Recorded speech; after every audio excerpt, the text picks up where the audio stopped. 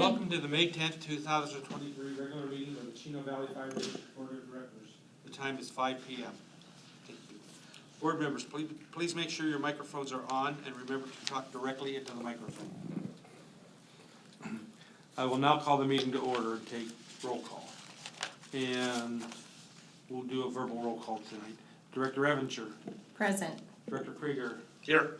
And Director Howie is absent. He's an approved absence. Vice President Luth. Here. John DeMonico here. Closed session. The Board of Directors will meet in closed session to discuss the following item. Public Employee Performance Evaluation. Pursuant to Government Code Section 54957, titled Legal Counsel. So do we have any comments on closed session? Any public comments? Seeing none. We'll go ahead and adjourn to closed session, and we will open session at 6 p.m. We will not be adjourned to closed session. We're going to reopen to open session from our closed session. So welcome to the May 10th, 2023 regular board meeting of the Chino Valley Fire District Board of Directors. The meeting time is 6 p.m. and we will now begin the meeting and take roll. So Director Evansher. Present. Director Krieger. Present. Vice President Luth. Here. President John DeMonico. Here. And Director Tom Howie has an approved absence this evening. So legal counsel, please report out of closed session.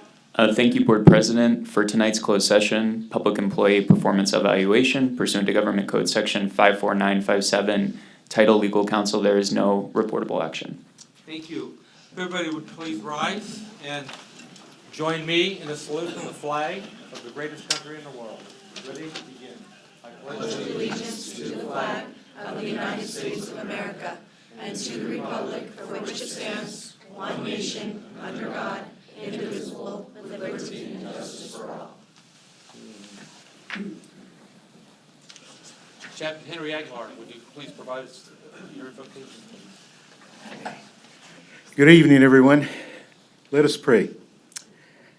Heavenly Father, Lord, we come before you in Jesus' name. And Father God, we thank you for this beautiful evening, Father, for these wonderful families that are gathered here today, Father.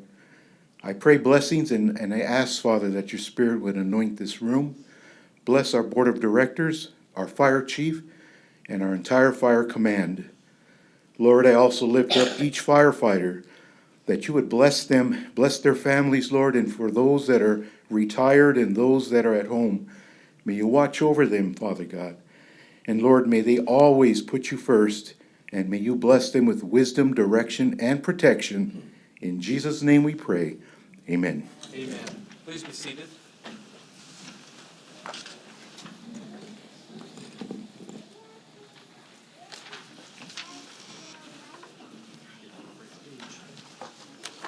Clerk of the board, do we have any changes to the agenda? No changes to the agenda. Thank you. One little housekeeping thing. Would everybody please silence your cell phones? Thank you. The first item on our agenda is a presentation and announcements. And first, we would like to recognize the Uniform and Equipment Committee recognition of Captain Rich Crampton. Captain Rich Crampton, would you please come forward?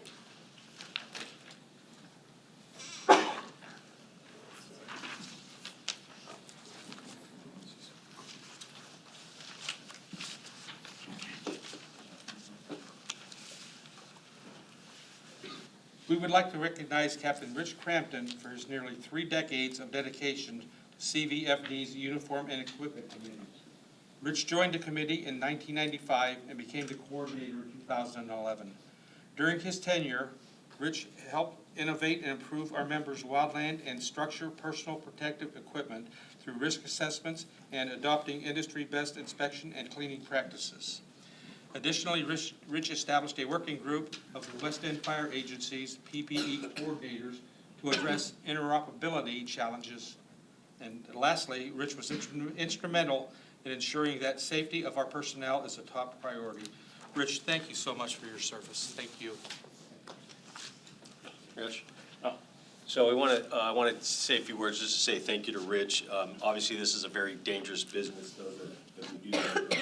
Those family members that send your loved ones off every day to do this job always probably have the concern in the back of your mind about what it means for them to come home safe. So what Rich did for the last 20-plus years, 27 years is very, very important in keeping us safe. He's outfitted us with all of our equipment to make sure, myself included, to make sure that we're able to go do the job that we do to protect our community. It's an extra added duty that he takes on beyond his regular duty. So, Rich, we thank you very much for all your hard work and keeping us safe. You got it. Thank you, Chief. You got it.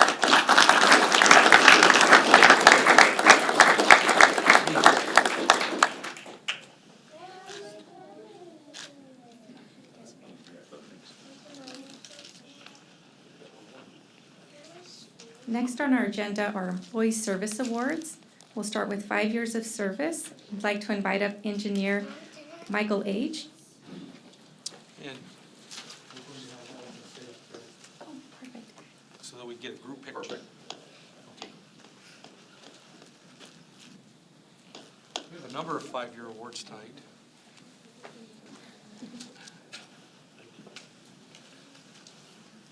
Engineer Michael Age began his career with the Fire District in 2018 as a firefighter paramedic. He was promoted to engineer in 2022, where he is currently assigned to Station 66 B shift. Thank you, Michael, for your 5 years of service to the Fire District, and great congratulations. Yes, sir, thank you. Yep. 5-year period. Right. Congratulations. So we're very, very lucky. So we're going to talk about a handful of folks that are coming up tonight to receive different service awards. We're very, very blessed and honored to have all of them. In Mike's case, it's even an additional blessing. Mike served our military, so I'm a very strong supporter of the military. So thank you again for your service to the district and your service to the country. Appreciate it.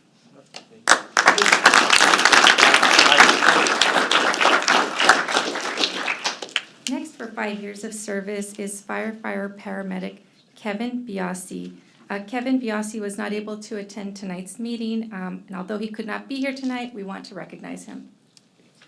Firefighter paramedic Kevin Biaggi began his career with the Fire District in 2018. He is currently assigned to Station 67 A shift. Thank you, Kevin, for your 5 years of service to the Fire District, and congratulations. Next, we want to recognize firefighter paramedic Joshua Cronister.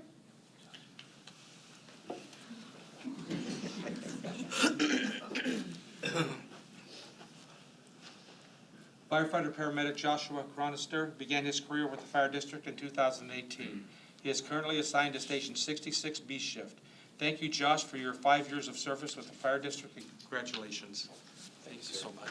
Thank you.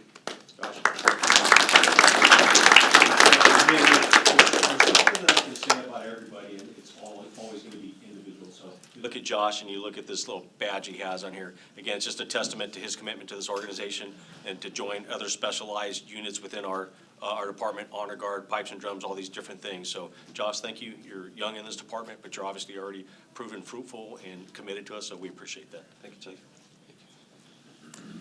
Next, we invite up firefighter paramedic Eric Engelhardt.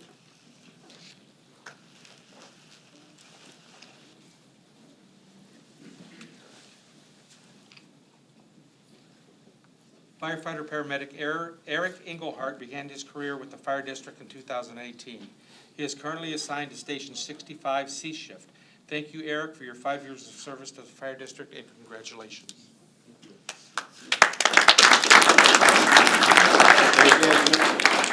You see the same insignia on Eric's patch. Again, it's just a testament to his commitment, testament to our organization that we're able to take people from other organizations, even locally, Rialto, correct? Came from, so we're very, very happy to have you. And congratulations. Thank you, Chief. Next, we invite up firefighter paramedic Peter Morales.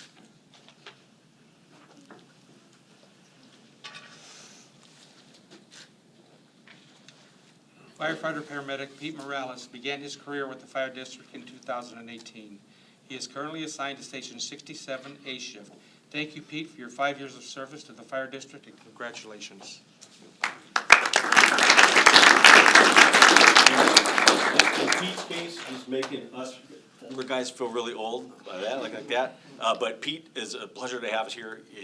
Pete's dad's been with us for just about 30 years now, if not over 30. So we're setting such a standard that our employees' children are wanting to come and work here. So thank you for all you do, Pete, and we appreciate it. Thank you. Next is firefighter paramedic Louis Regualr. Louis Regualr could not be with us here tonight, but we would like to recognize him for his service. Firefighter paramedic Louis Regualr began his career with the fire district in 2018. He is currently assigned to Station 67 C Shift. Thank you, Louis, for your 5 years of service to the fire district, and congratulations. Next, we invite up firefighter paramedic Daniel Soto. Daniel, again, was not able to be with us tonight, but we want to recognize him for his service. Firefighter paramedic Daniel Soto began his career with the fire district in 2018. He is currently assigned to Station 67 C Shift. Thank you, Daniel, for your 5 years of service to the fire district, and congratulations. We would like to invite up firefighter paramedic Christopher Yu. You didn't know his name was going to get called.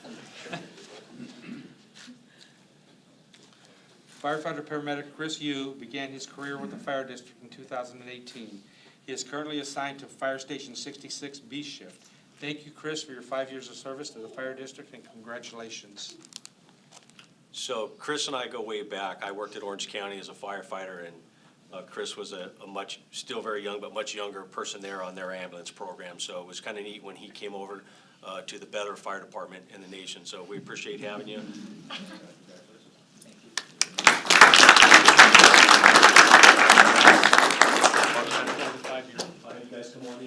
Hard to believe 5 years has gone by this fast for me. So I don't know if it's gone fast for you guys or not. But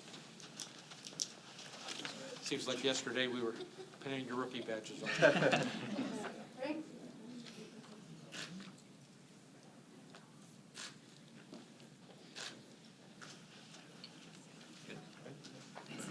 Thank you. Good?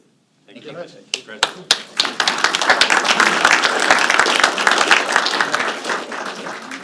Next, we'd like to recognize 15 years of service, and we invite up Captain Casey May. Different with that mustache. Captain Casey May was hired with the Chino Valley Fire District in February 2008 as a firefighter paramedic. He was promoted to engineer in 2011 and to captain in 2019. Casey was raised in the city of Upland, where he attended Upland High School. Casey attended Mount San Antonio College and completed paramedic schooling in 2005. In 2018, he successfully obtained his associate in fire service degree at Columbia Southern University. Casey currently resides in the city of Upland with his wife Nicole May, and his two loving kids, Avery and Paige. In his free time, he enjoys spending time with family, going to the river, and camping. Casey is assigned to Medic Engine 67 A Shift. Congratulations, Casey, on 15 years of service.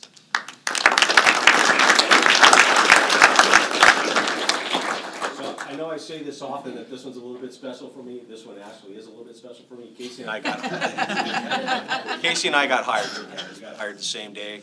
So congratulations, Casey. We're very fortunate to have Casey. I can't think of many people that are much more technically sound than you.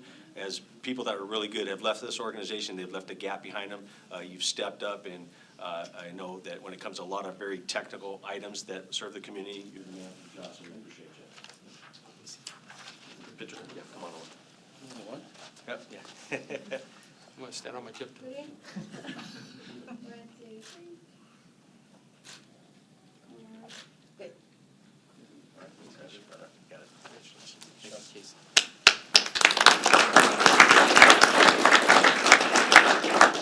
Next, we recognize 25 years of service, and we invite up engineer Mike Regualr.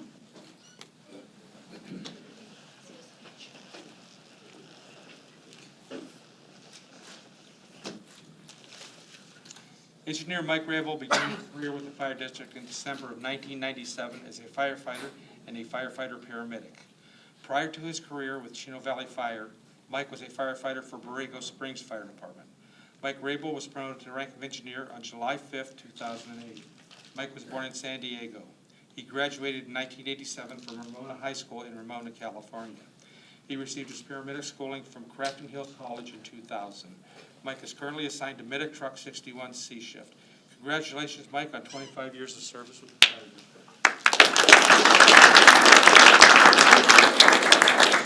Now the most special one. Here's the thing. Not only because I'm a watch guy, 25 years is a feat to get into the fire service.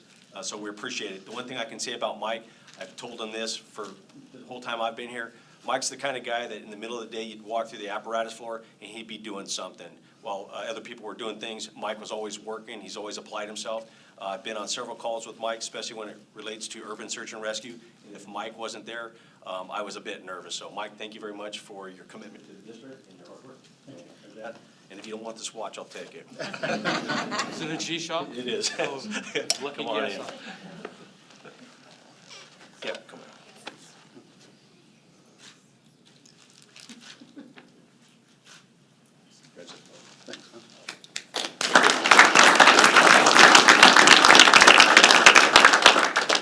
So that concludes our ceremonial portion of the meeting, and we'll take a short break.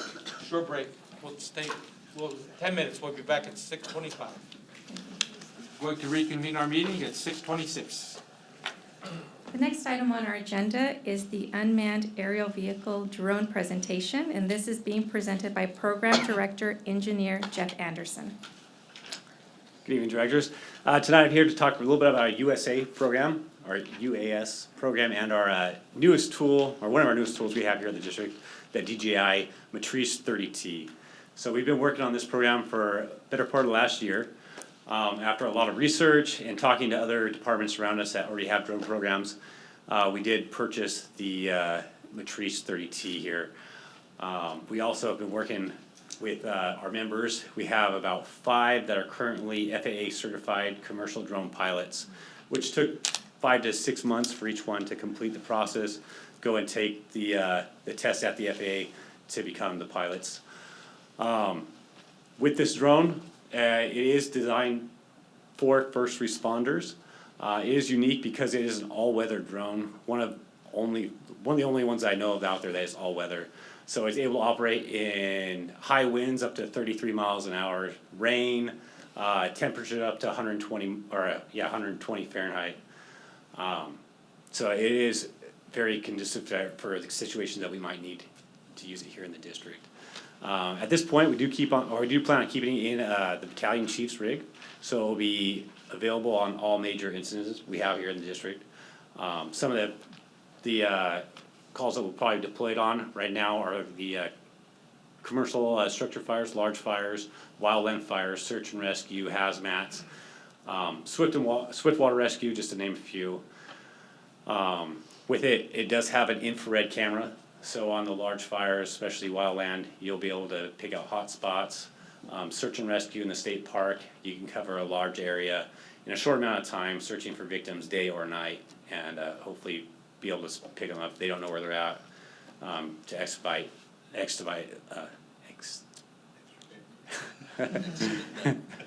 rescue.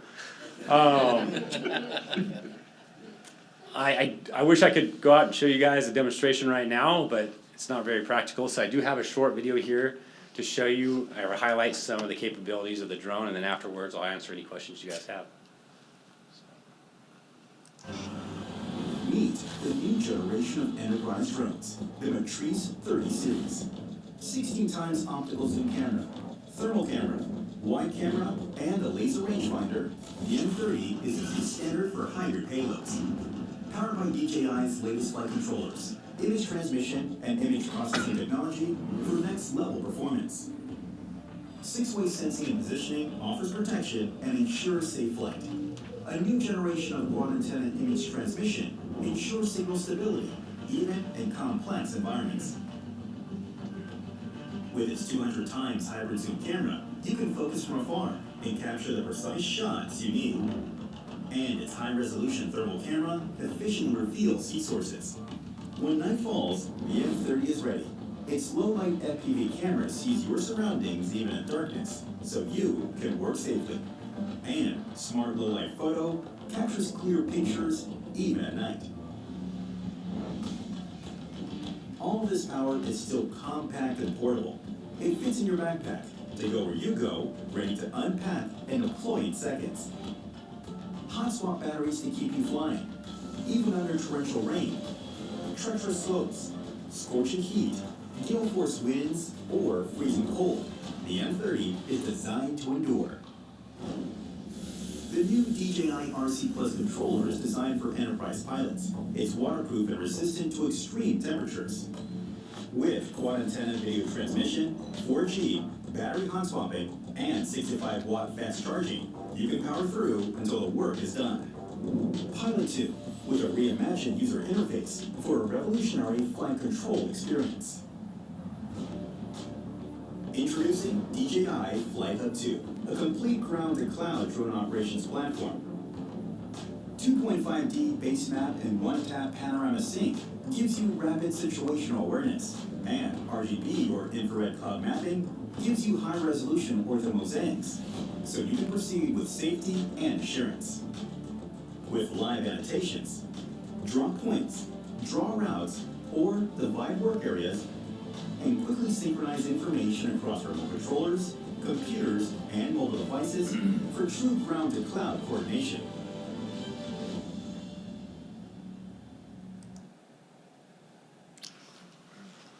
All right, you guys have any questions? Well, you know I'm gonna have a couple here. What's the range? How far away can this go from where? So with the FAA, it's line of sight. Okay. So, I mean, normally up to 3 miles, but it has the capabilities of going up to a little over 4 miles, I think 4.3 mile range. At what altitude? With the You guys are FAA, limited. FAA limits us to about 400 feet above the ground. So if there's a helicopter from Sheriff's Department or CAL FIRE that shows up, Yeah. you have to ground. We will coordinate with them and stay out of their way, Right. yeah. It's really cool. John and I were talking that we went to Fire Rescue International in 2014 or 2015, and we're looking at these, back then, and I thought how great it would be with our terrain here to have something like Yeah, this. especially in the state park, it'll be very useful. You can talk. It does have a loudspeaker on it and a spotlight, so at night, you can signal people with the light and talk to them with the loudspeaker. It is only one way, you can only talk to them, they can't talk back to you, but you can send a message, let them know help's on the way, so. Technology is I amazing. know, it's incredible, this thing is very, very intuitive, very safe to operate, it's gonna be a great asset to our department. So it'll be in the BC vehicle, so they'll swap it out at every shift change then? So it requires charging and everything weekly. So every week we'll do a weekly on it and hopefully weekly training as well to keep up on it. But we plan on keeping it in the BC rig so it is on all major instances. So when we need it, it's there. I know we're doing some wildland training right now, or have you guys been out? Unfortunately, our policy hasn't been completed. So we do have to have the policy completed before we can technically fly it, just because of FAA regulations as well. So as soon as it's all finished up and we're getting close, hopefully within the next couple of weeks, we'll be set to start training on it and get it up and running. How long does the charge last? So with this, it takes 2 batteries. The technical says 41 minutes, but talking to people who have this, it's more like 35 minutes of flight time. And then we have enough batteries so we can hot swap them and keep it up in the air as long as the controller stays charged, so about 6 hours. But we can continually hot swap them and put them back on the charger as long as there's a charging source and pretty much keep it flying as long as we can keep the batteries charged. So. Dumb question, do we have that charging source in the We- BC vehicle? So we do have a charging BC source. vehicle? As far as a generator to charge that, Oh, it takes 110. yeah, 110. So we'll be working on that. We can probably do an inverter or figure out a system there. We have capabilities on the truck if that's on scene, so there are options. And also, I'd like the board to know that once we get the policy finalized, we will make an invitation to come out and see the drone fly live to the board. Does that policy have to be approved by anyone, or is that just our policy?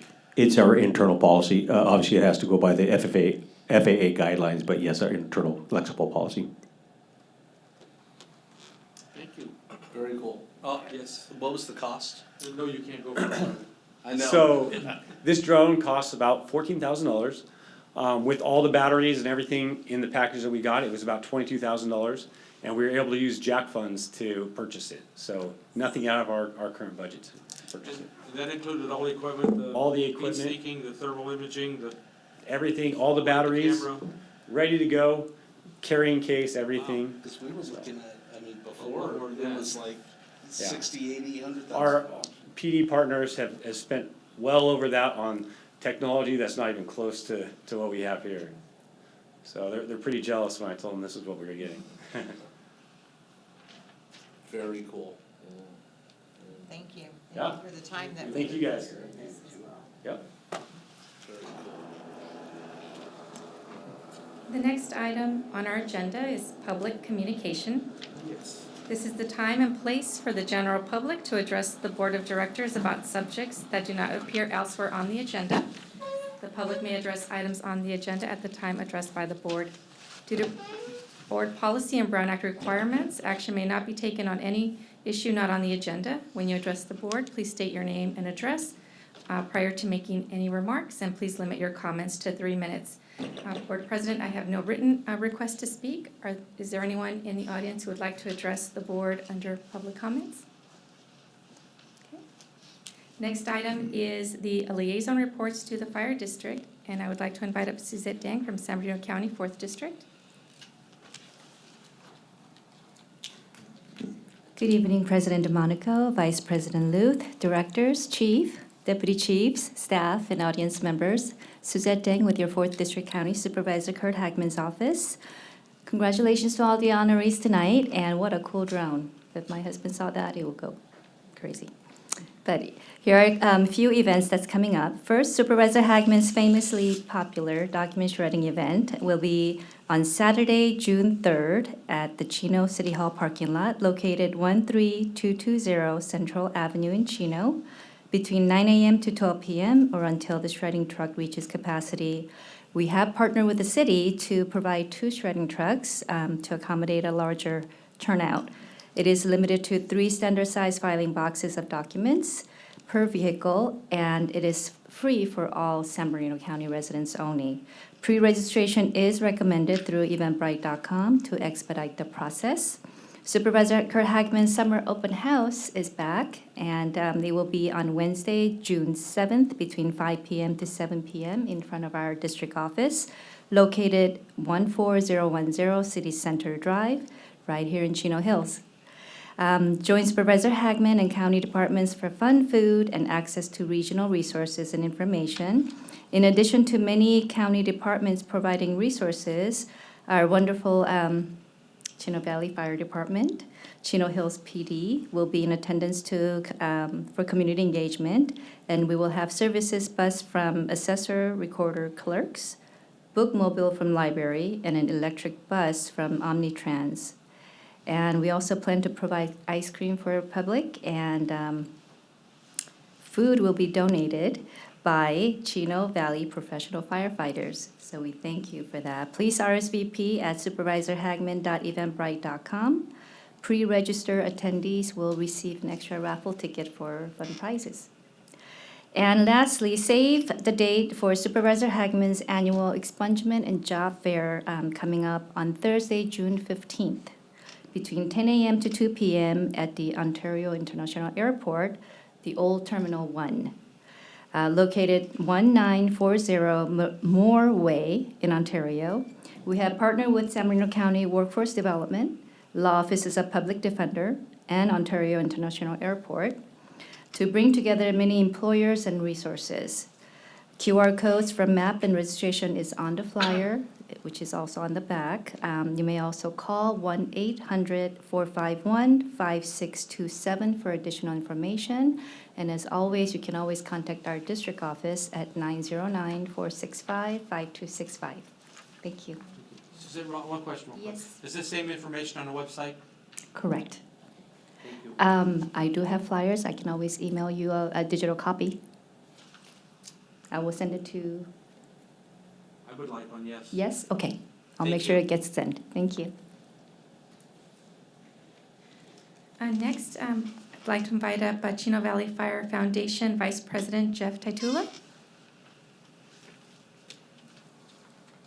President DeMonico, Vice President Luth, members of the board, or board of directors, command staff. Just one quick note on the foundation events coming up. Our car show is May 20th. We're expecting approximately 150 cars, which will be the capacity that the shops lets us have. And the event's gonna be from 10 a.m. to 2 p.m. So hopefully you guys can join us for another good day out at the shops and enjoying a lot of good-looking cars. So also, if you're interested, we're gonna do the judging a little bit different this year. So if you would be interested in judging cars, please let us know. We're looking for some judges to just kind of break up what we've done in the past. So I think it's gonna be a really good event. We are looking forward to next month. Like Suzette said, we're gonna be cooking at Supervisor Hagman's event over here at the shops. And also last weekend, we did help cook breakfast at the Let It Be Foundation's annual 5K, which was actually a really, really good event. It always is. They're starting to get the numbers that they were seeing pre-COVID, so I think we helped cook breakfast for about 1,100 or 1,200 people. We actually had quite a good showing. We had about 15 volunteers show up, which is a good thing. Our trailer normally takes about 6 or 7 people to make it successful, but they did have about 3 or 4 other trailers that they did not have people for. So we were able to kind of take over most of the cooking duties for them and made that event successful. So thank you very much. Yeah, what time's check-in for the cars at the car show? I think it starts at 7, but I'm not positive. You gonna have your car there? It's getting upholstered right now, so I'm supposed to pick it up Saturday. So Okay, we'll let you know I'll for have sure. one of them there. I know that people normally start lining up between 5 and 6, so I'll let you know. Thank you. Next, Fire Safe Council Chair, Charlie Blank.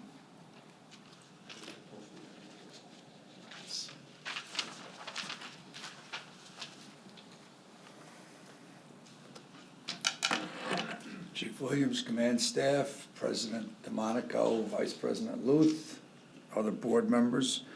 3 things. 1, the vegetation project that was funded by Supervisor Hagman has been completed, all except Sleepy Hollow. And we have residents of Sleepy Hollow working with the Santa Ana Watershed Authority to finish that off. And whatever extra money we need, we're going to the city for. All right, item 2, we had our semi-annual brush pickup on April 29th, and we filled up 2 dumpsters worth of leaves, trees, palm fronds, you name it, they brought it. So it's about 4,000 pounds worth of brush that no longer exists. The third thing is, and this is something that's been bugging me for about 2 months, so I'm gonna exercise my First Amendment rights, which is, and I'm sorry he's not here tonight, but as a private citizen and as a representative of the Carbon Canyon Fire Safe Council, I'm very happy that Tom Howie has elected to join the Board of Directors of the Chino Valley Fire District. He served, the city of Chino for many years, and, you're not gonna please everybody all the time. That's just the way it is. And if Mr. Bennett was here, I'm sure he'd say the same thing, But the fact that he was reelected 4, 5, 6 times says all I need to know. And I think that he brings a wealth of legislative experience and counseling experience to the board. And I'm personally happy, and I know that a lot of citizens are happy, and I'm personally happy to say that I'm glad he's here. And so much for the First Amendment. Thanks, Charlie. Thank you, Charlie, and I agree with you. Do we have any other liaisons present who would like to address the board? Next item on the agenda is consent calendar.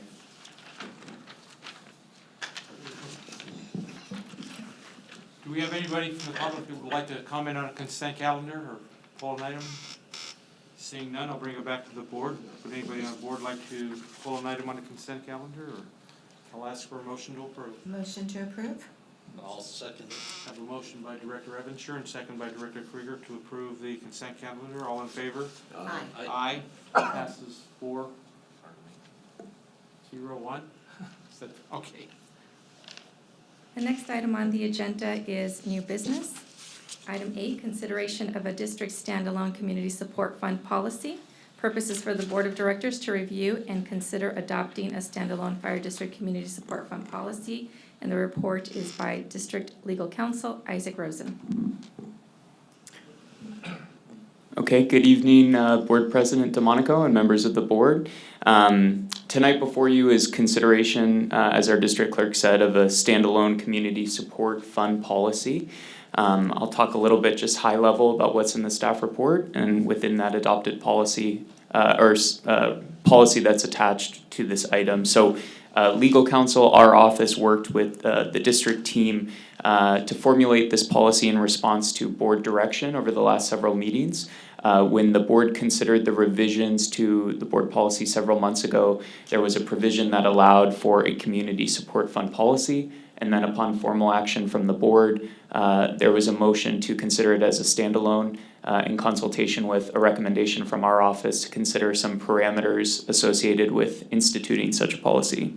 So as originally proposed, the policy would provide the district board with discretion to spend an equal amount of district funding, unencumbered funding, annually. And as written, based on initial subcommittee conversations, that amount is listed at $12,500 annually. So each of the 5 board members would receive $2,500 in which to provide to an eligible grantee under the terms of the policy. And so that number, again, came from a board subcommittee discussion originally, and then in conversations between the district team and our office, that number also was considered along with sort of the intangible expenses of having sort of staff administer the program, and hearing from some of our community cities that are utilizing a similar policy, sort of what the expenses might be outside of the actual money that would go towards these eligible nonprofits. As written, the draft policy describes a public purpose. So for eligible grantees to receive funding if the policy was approved, the nonprofit would have to sort of provide fire protection services, mitigation of fire risk by and for district residents, or support all risk emergency services provided by the fire district. So the purpose of listing a defined public purpose within the policy is to ensure that the district's following its requirements with respect to public funds. The draft policy was utilized using a policy recently vetted and approved by the city of Chino Hills. And I believe the city of Chino has an older policy in place as well. But what our office did in consultation with the district was to take Chino Hills Community Support Trust Fund policy and make it district specific. It's distinguishable a bit from Chino Hills in that they had private waste management funds, and here we're utilizing public money because we don't have the same revenue streams as a general law city. So it should be noted that's a difference between the policies in terms of what's prepared for the board's consideration tonight. The policy itself, again, it's based on what's been vetted and utilized in Chino Hills. Each year, the board would meet and determine the amount of funding that they wanted to utilize to be spread equally among the 5 district board members. And then they would essentially submit an application to the fire chief, legal counsel, and board clerk, who would evaluate it for compliance with the terms of the policy. And then all of the disbursement requests from each of the 5 board members would come back during a Brown Act notice meeting, in which the whole board would vote to approve the disbursement to those eligible nonprofits under the terms of the policy. That's sort of a high-level approach to sort of what's in the staff report and the policy itself, and I'm happy to answer any questions. Okay. This time I'd like to ask the public for any public comments or input. Seeing none, I'll bring it back to the board for board comments. I'll start with Director Krieger. I'm sure you will. So I have a question here, because this is the first time that we've discussed this part of it, being that it furthers the public purpose of providing fire protection services, mitigating fire risk for district residents, or supporting all risk emergency services. So that means that if one of us chose to give a donation to the Chino Neighborhood House, would not qualify. Let It Be Foundation would not qualify. I see that with this definition, we have two charities total. Two charities total in our geographic area that would qualify for this. Why did we narrow this so much? So I think between discussions with the district team, there is deference provided to a governing body regarding a public purpose. It's a constitutional principle with respect to public funds that you do have a public purpose, although the courts have been deferential in the past to what a public agency chooses. That was determined to be an appropriate public purpose and sort of the district's recommendation for consideration of the policy in that it fits with the sort of core functions of the district. But that being said, there is deference, so the district board can discuss the parameters of what that public purpose, if they wanted to move forward with the policy, would look like. I would like to see something added on there that says something about maybe health and welfare of the community, because that, to me, opens it up a little bit more for a couple other nonprofits that might be able to apply, that be applied to this. And I would be comfortable with that if we can get funding from maybe one of our vendors or something to allocate the monies towards this. If we can maybe work with one of the, bigger, we have some things that are going on, and maybe we can discuss that in our contract, if that's legal, that we have, I'd like to see if one of our vendors can fund this fund. I have a little concern as well of taking the public money and allocating it, or giving donations to anything that's outside of our scope. So I understand that argument, but we already give money, we already support other organizations, for luncheons and other stuff that other people put on all the time. We're members of the chamber, there's Rotarians up here, there's other service group members that we support, Christmas programs and other stuff that we go and attend to. I don't see this being much different than some of the sponsorship stuff that the district already does with public money towards that. And once again, this is only directed towards nonprofits. But as I said, I think under section number 2.3, it should be included, to betterment the welfare or health and welfare of people in the district, to be added onto there. Once again, I think that just opens it up more. And with that, I'll stop for now. Vice President Lee? I have no comments. I'm against this. You're all aware of that from the beginning, so I really don't have any comments. And I've got a couple of comments. I was conflicted with this, and as I read through the report and different things, I became more conflicted with it. And our goals, our direction, the things we do, we're all directed towards the fire service, medical services, those types of things, and those are the types of things we support. To go any broader than that, I wouldn't support it. And if we did want to provide funds to our foundation or the Fire Safe Council and all that, I think we have the ability as the board to direct those funds to those without having a specific policy in place such as this to do that. So I'm really not in favor of moving this forward. Well, I'd like to ask that question. So, as a board, are we able to do that if we said, hey, willy-nilly, one of us puts it on the agenda that we want to buy 5 AEDs for the foundation? Can we do that?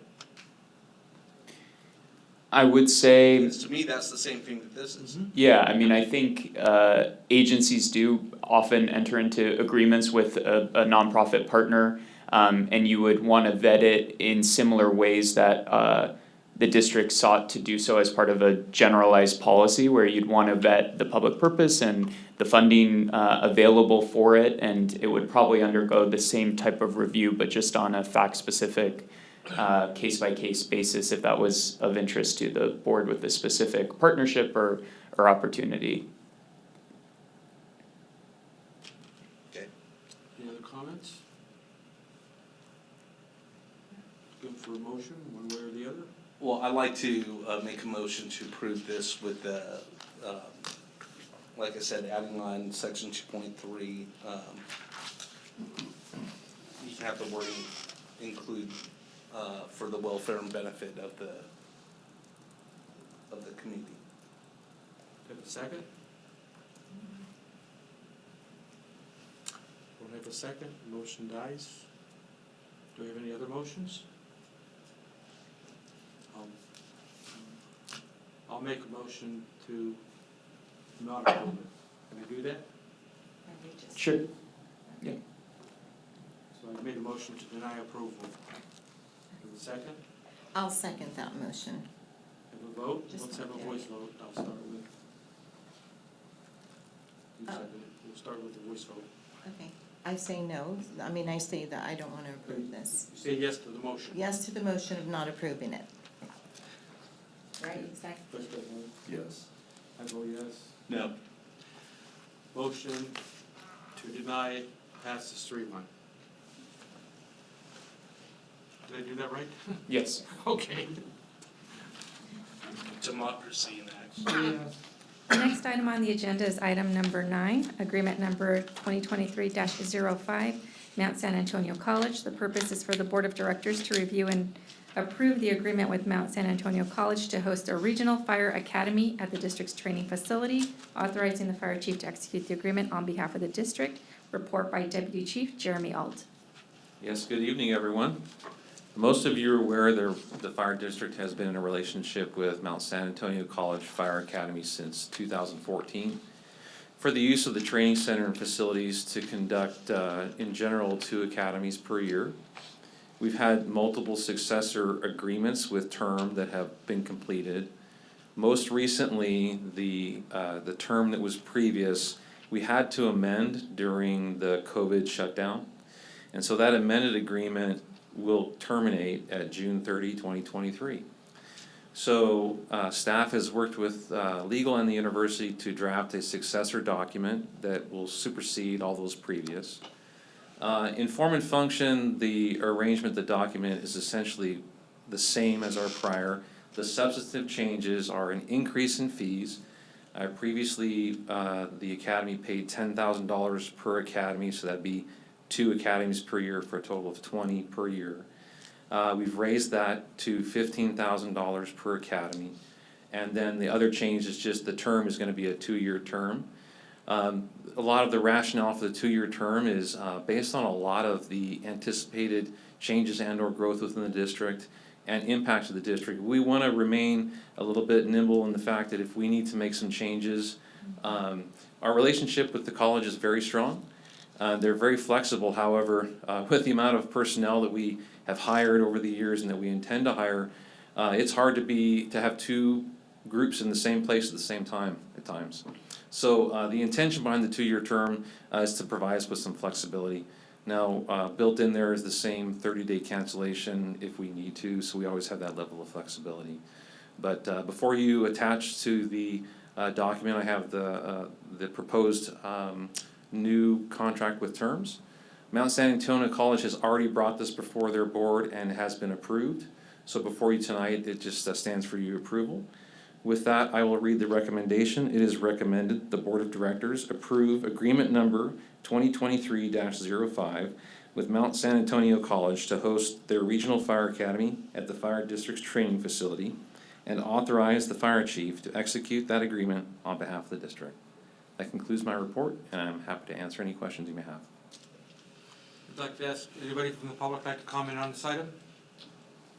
Seeing none, I'll bring it back to the board. I'll start with Director Evinger.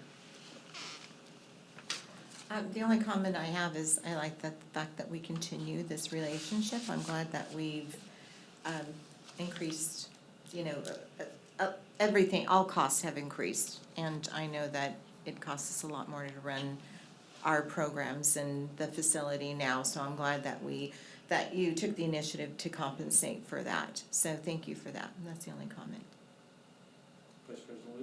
I agree. I'm just proud of the district being involved with this and that we support this.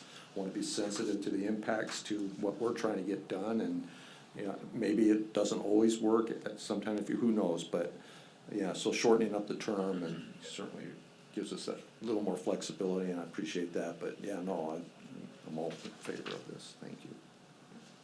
Director Krieger? They said it perfectly. I agree with them. Okay, well, I'll be the devil. I've got some concerns. Sir? And, some of my concerns are that, what did we charge them in 2014 compared to what we charge today? 10,000. So that rate was consistent up It's until now. 2014. Correct. I look at the money, and you're looking at 30,000 a year, and I don't think you can rent a house in this district for that. So it seems to me that that's awful cheap. And the reason I say that is because over the years, I've been concerned about the wear and tear on the fire district facilities over there in the training center. And I don't know if that is enough to repair or replace or do whatever to those items that get damaged over there. Who pays for all the utilities? Right now, the district pays for the utilities. There were previous utility studies done, but there's no way really to separate out those because there's essentially one bill on the facility. So right now, the district does pay that. How about the burn house? Who pays for all the fuel for the burn house? Yeah, as you mentioned, the district covers the upfront costs for all those materials. I think that you bring up an excellent point when it comes to the increase in fees and essentially why has it taken us this long? Absolutely a fair comment, concern. I think one of the things we were trying to be proactive about, again, with that 2-year term, is that it does give us flexibility to come back again and raise it once more in 2 years. In conversation with Chief and really trying to look at impact to the college as well, there was great consideration as to if we're gonna bump that figure, how much is it a reasonable bump with timing. So that's where we arrived at that increase with the full plan that as we continue to study the use and impacts, we could increase the next term after the 2 years. So that 15,000 includes all the electricity, all the gas for the burn house, everything over there, and the facilities. And then one of the, I've got a few more questions. Yes, sir. What impact does that have on our training? Because obviously we built that for our training and our needs. And, what kind of impact does that have on us? Excellent concern. Originally, I didn't think this was gonna be so long-term when we first went into Right. agreement with them. I thought it was gonna be a lot shorter term. And it was talked about only being for a few years back then, not, going on 10 years. I absolutely appreciate your questions and your concerns. Yes, there is an impact to the district. Part of any relationship, as we mentioned, there's gonna be impact on both sides. In our discussion to renew, part of that discussion was, how can we as a district absorb those impacts for the greater good in the community, if you will? So part of it is, yes, the academy staff are very flexible. So when we are impacted by scheduling, the district always takes preference. So whenever there's a conflict, the understanding is that the academy will accommodate us to make sure we meet the needs of the district first. So that we make sure that we continue that relationship in that way. But you're absolutely correct, sir. There is an impact to the district. We do what we can to mitigate that as much as we can. They remain flexible. Again, I think part of our strategy was a bit of almost a phased evaluation approach where we're raising the fees and we're shortening up the term so we can come back to the table and really get a good look at what we're gonna do in the future.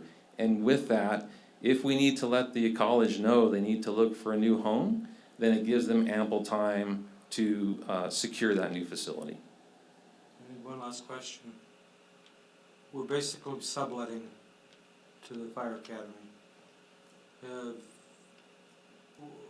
What type of impact does that have with our insurance carrier,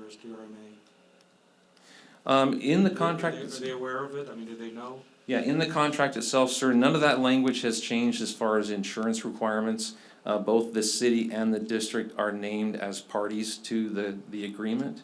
So those changes have not, there hasn't been any change in that arrangement over the time. So those were addressed in the initial contracts and maintains there. And that was with conference with legal as well. That's the insurance provided by the college. Am I correct? But what I'm asking is. Yes, sir. Is our insurance carrier aware of it, and does that pose any concern or problems with our insurance carrier to be subletting? Sir, I can't answer that directly at this moment. I can say with the term, I would have to defer actually to either risk or to legal. But I do know that the terms of the contract do call out the responsibilities of Mount SAC to add both the district and our facilities to their insurance. And President DeMonaco, specifically to the question, is SDRMA aware or have a thought about it? I will double check that tomorrow and I'll get back to you. I just wanna make sure we don't have any, if something happens, that there's some clause or something where SDRMA says, oh, you guys did that, you're not covered. I don't wanna see, I'm concerned about that. I appreciate that concern. I have the concern as well. We have had it, just for your purview, we have had an incident happen before there that was covered. Not that that answers the question directly, but I'll make sure I get full answers tomorrow. Any other board comments? I'll just make one last one, I understand where you're coming from on the price and on the wear and tear, but I think that there's a greater good for the fire service as a whole, that here in our area, that we have a facility that can be used this way. And I'm proud that we have that and that we've made that available. I think that, I remember our initial discussion on this was not gonna be a profit for us, and it probably wouldn't even be a break even for us.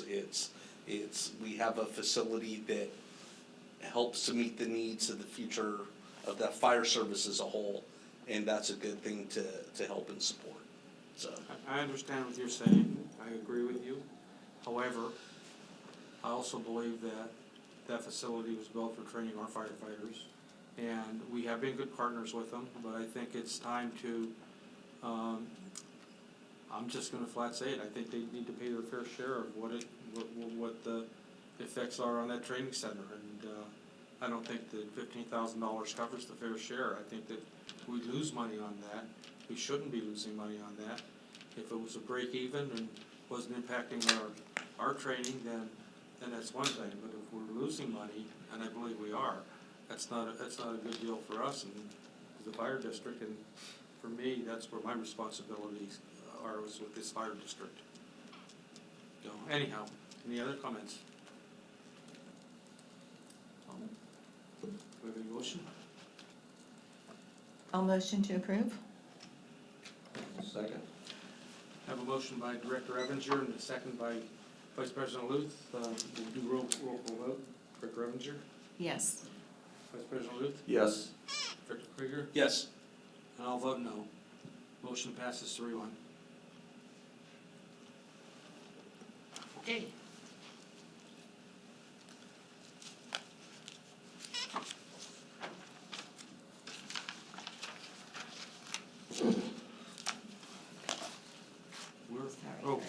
We're down to fire chief's comments. Chief? Thank you, sir. Under personal development activities, April 17th through the 19th, Chino Valley Fire District conducted an internal promotional process for the position of fire captain. We are very pleased to announce that we have 8 candidates on the eligibility list.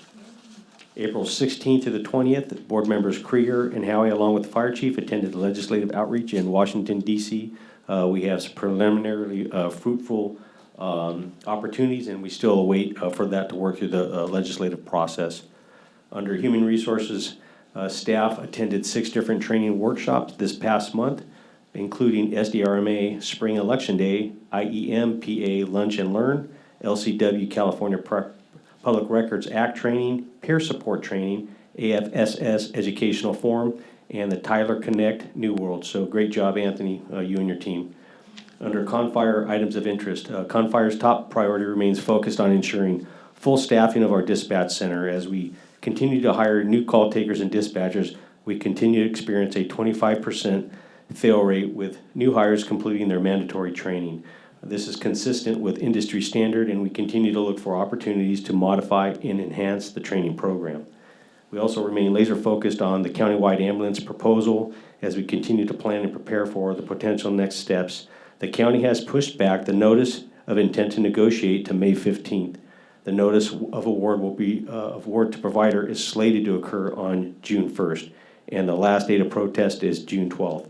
The final contract will be taken to the County Board of Supervisors for ratification on July 25th. We are thankful for your continued support in these endeavors.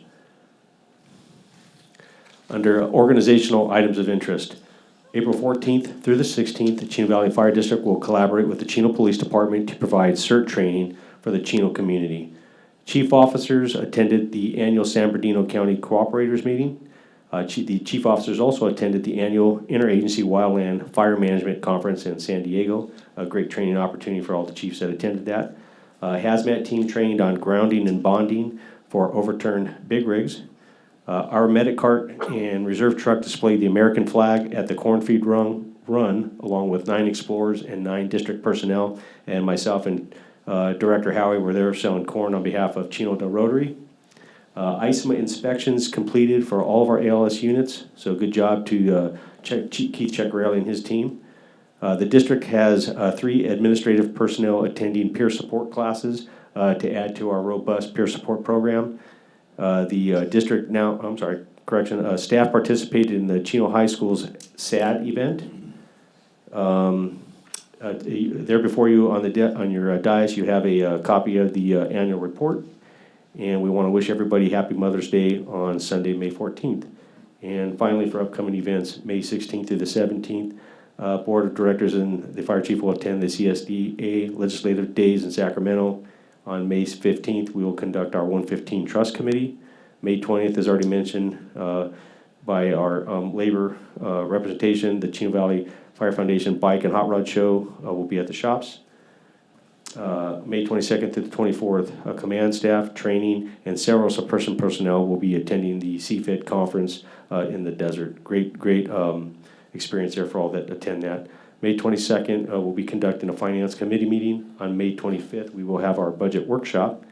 May 31st, Chino Hills State of the City event. May 31st, again, we'll have two of the deputy chiefs and I will be attending the county chief strategic planning retreat up in Arrowhead. And finally, as already mentioned earlier, a special thank you to Pete and the fire union for their willingness to come out and support Supervisor Hagman's open house and resource fair, and for their continued commitment to the Let It Be Foundation. You guys always show up, provide food and barbecue, so thank you very much. And that concludes my report. Thank you. Next, we have board committee reports, board comments. I'll start with Director Kirkland. All right, good evening, everybody. I attended Chino Hills council meetings, school board meetings.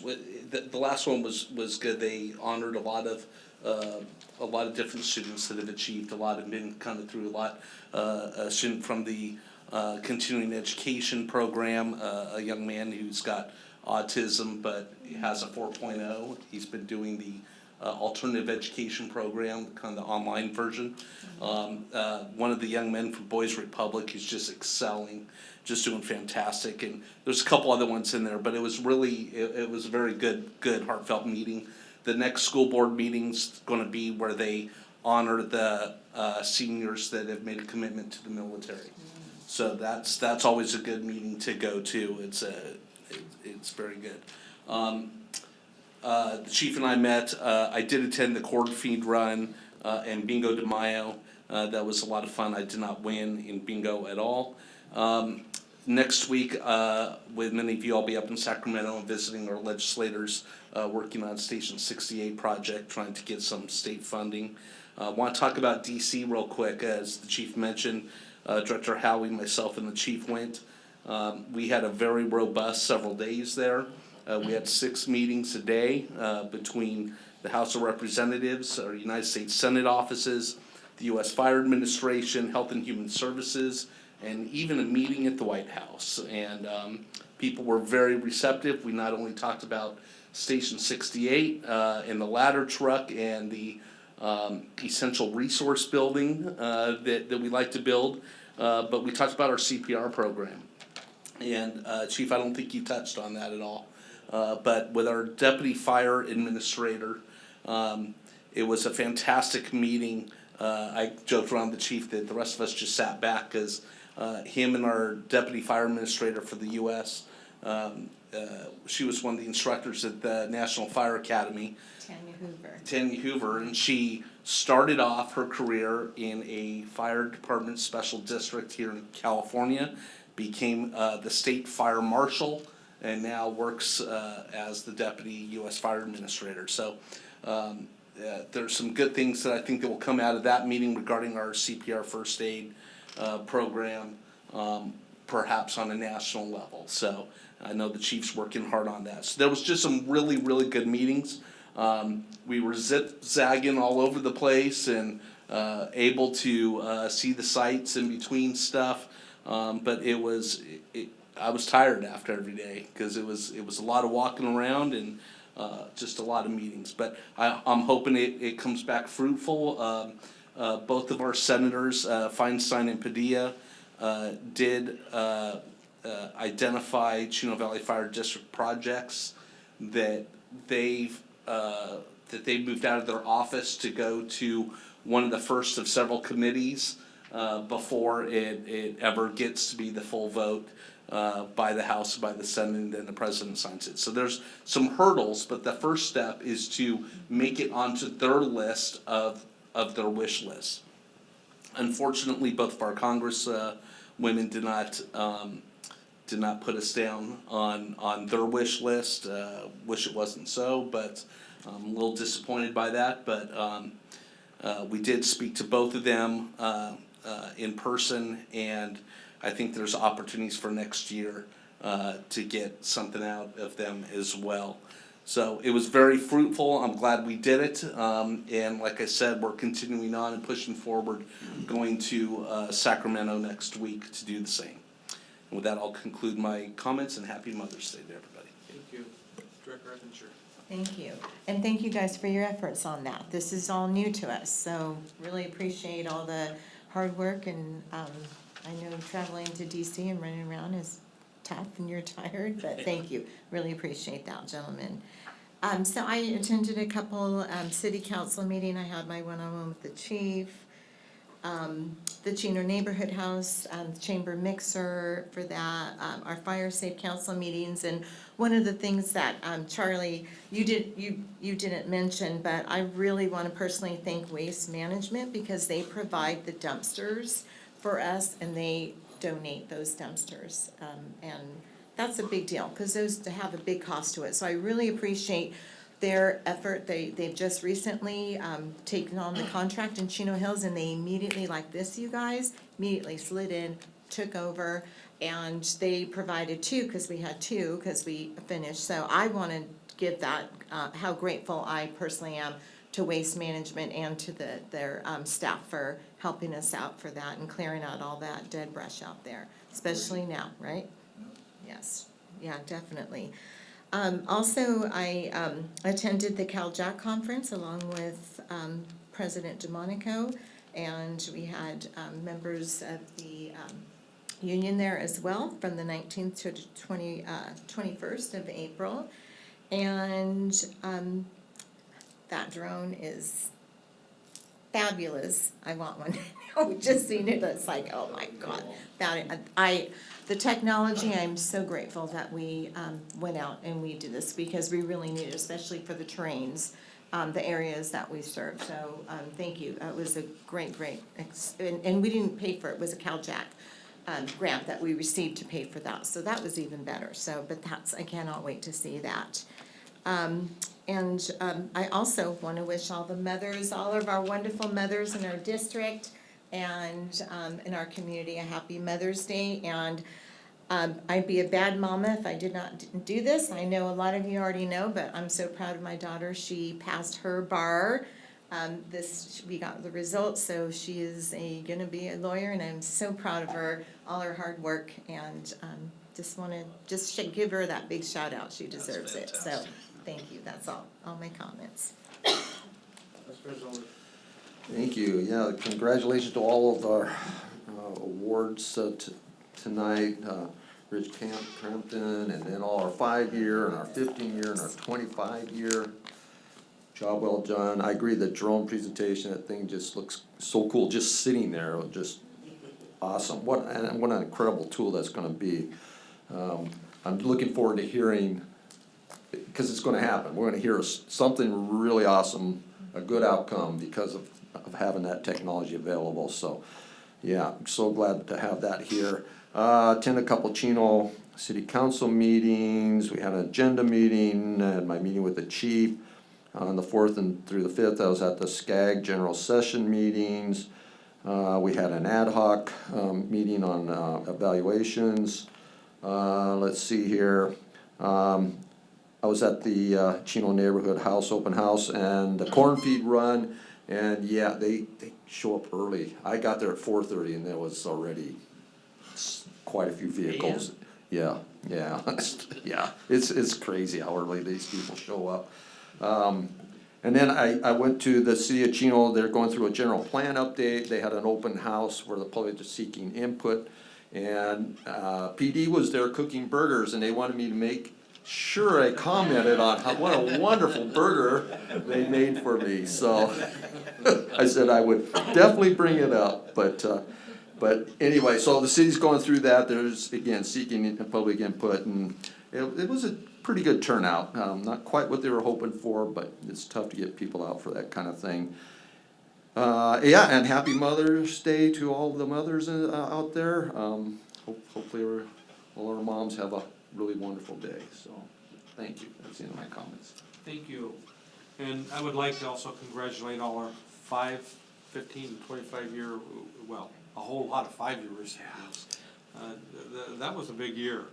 And also Rich Crampton for his services and all that. But congratulations to our guys. They do a heck of a job and they work hard. I did attend a few meetings, IEUA board meetings. Why IEUA, they got projects going down there that cost a lot of money. They don't hesitate to spend like $400 million and things like that. And I look at that and I'm just jealous. I wish we had that kind of money. But also the San Bernardino County Board of Directors had a couple of CONFIRE clarification meetings, and the clarification meetings are right now there's some work going on that's going to more identify what services we use from the county and don't use from the county and those things with CONFIRE. So there'll be more to come on that, and I have another meeting tomorrow with that, but more to come. Also attended the Jack conference. That was a good conference. A lot of good stuff down there. The drone, the Jack money bought that drone. That's incredible. But I look at that drone and I think back when we got our first thermal imaging camera 20 years ago or whatever. We got the first one and went on to BC's Reagan, and now they're everywhere. I see those drones doing the same thing. I think that's just a start. And it's the new, who knows what tomorrow's going to be, but those things are going to be so important to what we do as a district in the future. I also had CSD Legislative Committee meeting, and you guys are going up next week. I won't be able to make it, but when you come back, it'll be interesting to see what the legislators have to say and what CSDA has to say with their presentations on legislation, so I'm looking forward to that. The corn feed run was so big, I only got through a little part of it. I couldn't get through a lot of it, but that thing, what did it have, over 1,000 cars? 1,200. 1,200. Yeah, it was just short of 1,200, I believe. I don't think I made 200. Apparently it's the biggest in the county now. That's what I've been told. Really? Wow. Next year I'm bringing a scooter to ride. Yeah. Wow. It certainly didn't start out that big. No, but you almost have to ride something to get through it anymore. It's huge. But with that, I'd like to wish a happy Mother's Day to all our mothers out there, and with that, we will adjourn. We get to the language here. So, the meeting will be adjourned to a special board meeting, budget workshop of the Board of Directors of the Chino Valley Independent Fire District to be held on Thursday, May 25th, 2023, beginning at 4 p.m. at Fire District Training Center located at 5092 Schaefer Avenue, Chino. Training Center, not admin. I've made that mistake before. The next regular meeting of the Board of Directors of the Chino Valley Independent Fire District will be held on Wednesday, June 14th, 2023 at 6 p.m. at Fire District Administrative Headquarters Office located at 14011 City Center Drive, Chino Hills, California, 91709. Meeting is adjourned.